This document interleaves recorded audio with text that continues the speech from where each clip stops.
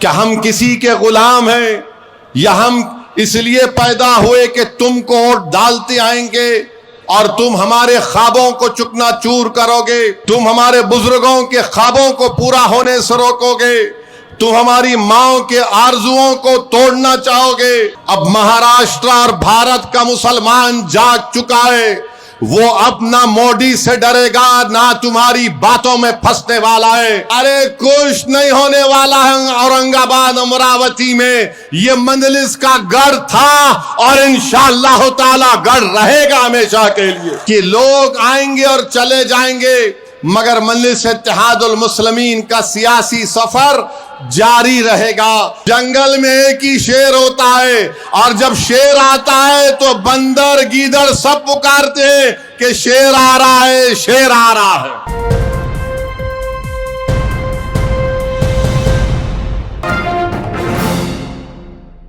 آخر کیا وجہ ہے کہ اگر مسلم اقلیت پولیٹیکل امپاورمنٹ کی بات کرتی ہے تو ان تمام کے پیٹ میں درد کیوں شروع ہو جاتا ہے؟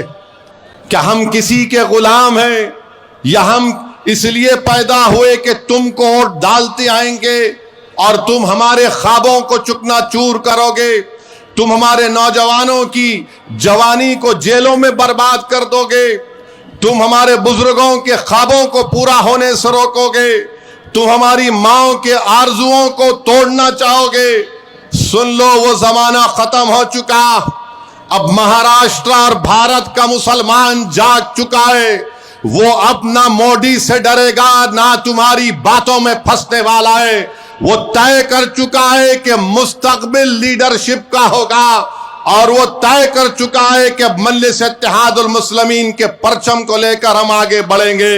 تو جو لوگ آج مجلس اتحاد المسلمین کی مخالفت کر رہے ہیں، انشاءاللہ تعالی تم ناکام ہوگے، ناکامی تمہارا مقدر بنے گا۔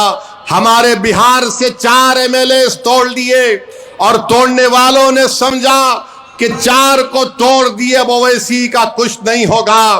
میں نے کہا تم نے 4 کو توڑا مگر میرا رشتہ جو سیمانچل اور بہار کی جنتا سے ہے تم نے اس کو نہیں توڑ سکے۔ میں نے کہا تم 4 کو اٹھا کر لے گئے۔ میں اپنی تقریر میں کہتا تھا، لوگ مذاق اڑاتے تھے کہ 4 کا بدلہ 25 سے لوں گا، یاد رکھو۔ اور دنیا نے دیکھ لیا کہ وہی سرزمین سے جہاں سے 4 کو ان ظالموں نے توڑا تھا وہیں سے مجلس کے 5 MLAs کامیاب ہوئے۔ تو میرے عزیز دوستوں اور بزرگوں، لوگ آئیں گے امراوتی میں ایسا ہو گیا، فلاں ہو گیا، اورنگ آباد میں یہ ہو رہا ہے۔ ارے کچھ نہیں ہونے والا ہے اورنگ آباد امراوتی میں، یہ مجلس کا گڑھ تھا اور انشاءاللہ تعالی گڑھ رہے گا ہمیشہ کے لیے۔ اور میں خاص طور سے بڈنیرا کی عوام سے کہہ رہا ہوں، ساتھ کے ساتھ جتانا چاہیے آپ لوگوں کو انشاءاللہ۔ یہاں بڈنیرا کے کتنی جنتا آئی ہوئی ہے، ذرا ہاتھ اٹھا کے بتائیے۔ میرے بھائی، آپ کو پورے کارپوریٹ امیدواروں کو کامیاب کرنا ہے اور یہاں پر آپ تمام سے اپیل کر رہا ہوں کہ مجلس کے 25 کارپوریٹرز کو آپ کامیاب کریے۔ یہ آپ کی کامیابی ہوگی، آپ کے اتحاد کی کامیابی ہوگی، آپ کے سوچ کی کامیابی ہوگی۔ لوگ بہت سی باتیں کریں گے، یاد رکھیے کہ لوگ آئیں گے اور چلے جائیں گے مگر مجلس اتحاد المسلمین کا سیاسی سفر جاری رہے گا۔ ان کے پاس اب کچھ نہیں ہے، کبھی کانگریس سے ٹکٹ نہیں ملا تو وہاں کود گئے، مجلس سے ٹکٹ نہیں ملا تو وہاں کود گئے۔ ایسا لگتا ہے کہ یہ کسی پیڑ کے بندر ہیں، کبھی ادھر جھولتے کہ تو کبھی ادھر کود جاتے۔ تو کس سے فرق نہیں پڑتا، یاد رکھو جنگل میں ایک ہی شیر ہوتا ہے اور جب شیر آتا ہے تو بندر گیدڑ سب پکارتے ہیں کہ شیر آ رہا ہے، شیر آ رہا ہے۔ تو میرے عزیز دوستوں اور بزرگوں، اب آپ کو جان کر حیرت بھی ہوگی کہ بھارت کی پارلیمنٹ میں نریندر مودی کی سرکار نے بھارت کے سنویدھان اور آئین کے خلاف ایک وفق کا قانون بنایا، اور وہ وفق کا قانون نہیں ہے بلکہ مسجد، درگاہ اور خانقاہوں کو چھیننے کا قانون ہے۔ جب مودی نے محسوس کر لیا کہ بھارت کی سب سے بڑی اقلیت مجھ سے ناراض ہے، تو مودی نے کہا اجیت پوار کو اب تو سامنے آ جا۔ اجیت پوار سامنے آ گئے، اور یہ سب کے سب بانکڑے پہلوان نے اجیت دادا الگ ہے۔ ارے جو چچا کا نہیں ہوا وہ تمہارا ہوتا۔ پاپیو، جس نے اس کو پال پوس کے بڑا کیا، اتنا بڑا بنایا، اس کو ٹاٹا بائے بائے بول دیا وہ، اور تم بول رہے اجیت دادا کرے گا۔ یاد رکھو، جب ووٹ ڈالنے جائیں گے تو ایسا قانون بنایا گیا ہے جس میں اجیت پوار بھی اس میں حصے دار تھے۔ تم آج کس منہ کو لے کر آ کر کہتے ہو کہ ہم کو ووٹ دو؟ جب یہ آئیں گے، گھڑی دکھائیں گے تو ان سے کہنا کہ تمہارا ٹائم ختم، اب پتنگ کا ٹائم چلے گا انشاءاللہ تعالی۔ آپ بتائیے میرے بھائی، وقف یوزر کو نکال دینا۔ آج پورٹل کے اوپر وقف کی جائیدادیں چڑھانے کے لیے کتنی تکالیف کا ہم کو سامنا کرنا پڑ رہا ہے۔ جو پورٹل پر نہیں چلے گا وہ وقف کی پراپرٹی نہیں کہلائے گی۔ کسی بھی مسجد پر کوئی بھی کیس ڈال دیا جائے گا۔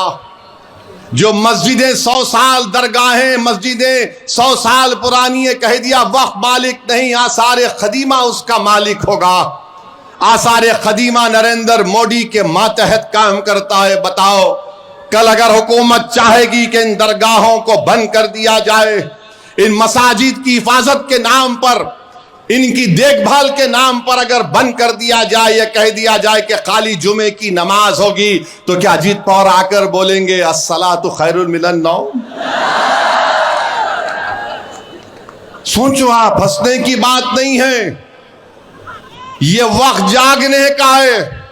اگر آپ متحدہ طور پر اپنا ایک ایک ووٹ پتنگ کے نشان پر بٹن دبا کر دیں گے تو اجیت پوار کو بھی معلوم ہو جائے گا کہ یہ جو لومڑی کی چال وہ چلنے کی کوشش کر رہے ہیں، بلکہ اگر ٹھیٹھ حیدرآبادی زبان میں کہوں گا تو کوا چلا ہنس کی چال چل رہے ہیں۔ یاد رکھو، آپ کا ووٹ آپ کے پاس ایک امانت ہے، اور سب سے بڑی امانت وقف کی جائیدادیں ہوتی ہیں، جس کا مالک نہ اویسی، نہ اجیت پوار، نہ مودی ہے، اس کا مالک اللہ ہوتا۔ اس جائیدادوں کو چھیننے کا قانون بنا دیا گیا ہے، اور افسوس ہوتا ہے کہ ہمارے بھائی ایک الیکشن جیتنے کے لیے آپ اپنے صفوں میں انتشار پیدا کرنے کی کوشش کر رہے ہیں۔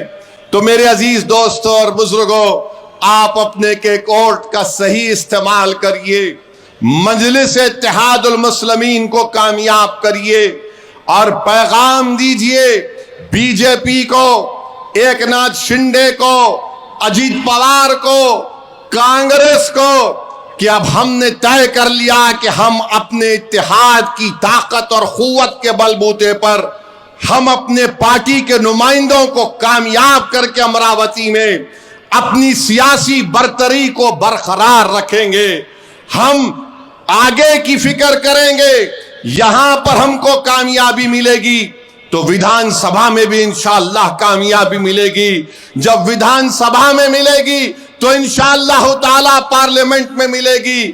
یاد رکھو، یہ دن آپ اور ہم دیکھیں گے انشاءاللہ تعالی۔ یہ آج مجلس سے مخالفت کیوں کی جاتی ہے، کیوں اورنگ آباد میں یا پھر امتیاز جلیل پر انگلیاں اٹھائی جاتی ہیں؟ یہ نہیں چاہتے کہ کوئی تمہارا خیر خواہ بن کر کام کر سکے۔